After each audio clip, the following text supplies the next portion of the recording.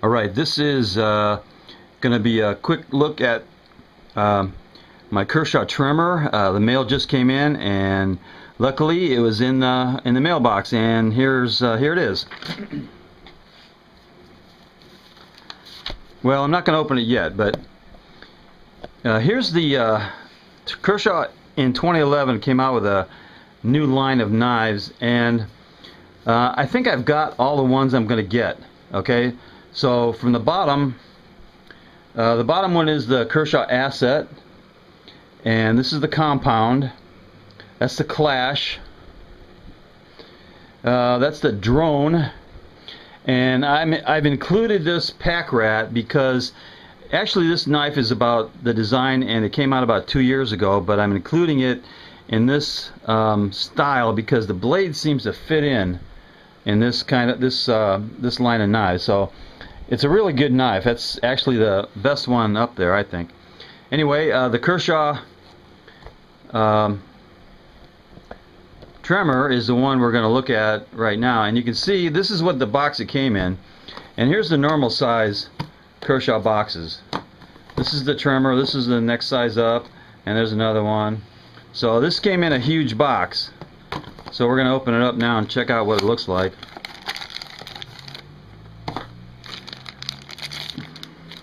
Okay, first look at the Kershaw Tremor. Huge. It's a huge knife. Look at it compared to the Asset. Yeah, it's quite a bit bigger. Looks like it's about maybe 2 inches bigger, maybe just 1.5 inches, but it's a good size knife. I like it just because of that, for one thing. All right, let's go over a few of the details, and then we'll take a little bit closer look. Okay, it says it's got a stone wash. It's got the stone wash finish on it. It's not like a mirror finish would be, like this Spyderco Tenacious has the mirror finish. This is not a mirror finish. So it's stone wash finish. It's got G10 scales. It's got the assisted opening with the flipper. It's one of the best things I like about these Kershaw knives is the flipper opening. Yeah, I really like this. And okay, blade steel is 8CR 13 MOV. The clip, I really like the clip. It's the same as the Asset. I'm going to change it from tip up or tip down to tip up a little while. I always carry my knives with tip up right hand only. So I like the clip on this. It's a new style clip they came out with. They've usually been they have been using this style of clip, which is a bit flimsy, and I don't really like it. So I do like the new clip style. And the blade length is 3 3/4 inches, and the overall length is 9 inches. And it says it weighs 6 ounces. I got the scale out so you can get this thing working and see how much it weighs. Okay, I got 5.9 ounces. Try it again. 5.9 ounces. Yeah, it's 5.9 ounces. And these other ones are in, this is the Asset. That is 4.1 ounces on the Asset. The Clash is probably about the same, 4.4 ounces. And the smaller ones, well, here's the Compound. Compound weighs 4.1. Smaller one is the Kershaw Pack Rat. I really like the Pack Rat. It's 3.6 ounces. And so this is a pretty good size or weight knife. It's like I said, it's 5.8, 5.9. I think it's listed as 6 ounces in the catalog. And here it is compared to another Kershaw. It's the Skyline. You can see how big that sucker is.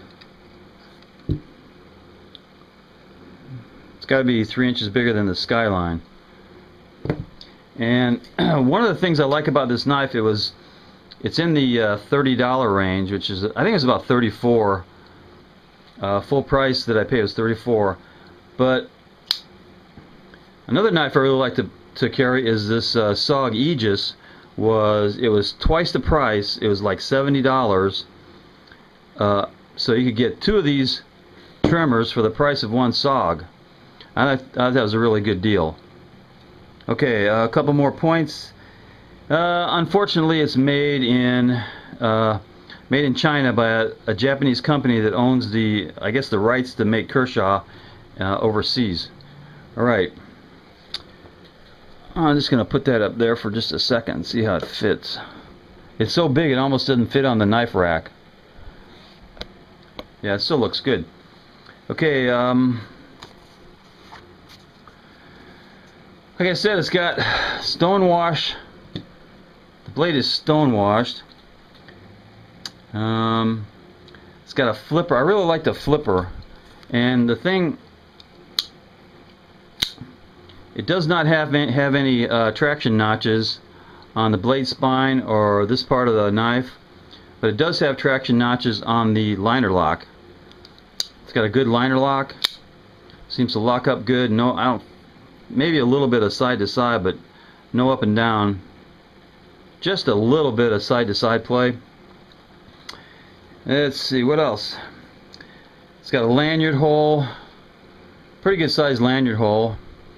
It's closed construction, so there is a spacer in there. So you have to clean it out if you want to take it apart, clean it out. But it's big enough to where you could, stick a Q-tip in there and clean it out. And the blade centering is really good. Centers up really nice. Yeah, it's centered really good. Other than that,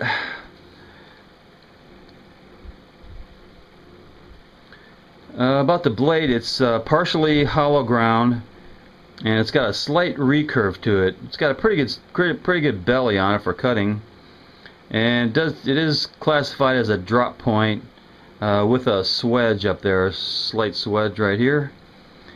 And it came from the factory. I'd say it was really sharp, pretty sharp, and I'm sure it'll cut paper, but I'm not going to waste my time cutting paper. Okay, that's pretty much my review on the Kershaw Tremor. It looks like it's going to be a good one. I'm going to do some EDC with it. I've been carrying the compound a little bit, but I really like carrying the Asset because of the pocket clip. I really like that pocket clip. I've been carrying that quite a bit. Okay, one other thing. Let me find my sheet. Now, the first review I saw this was on We All Juggle Knives, and that's been, I think, about maybe a month and a half ago.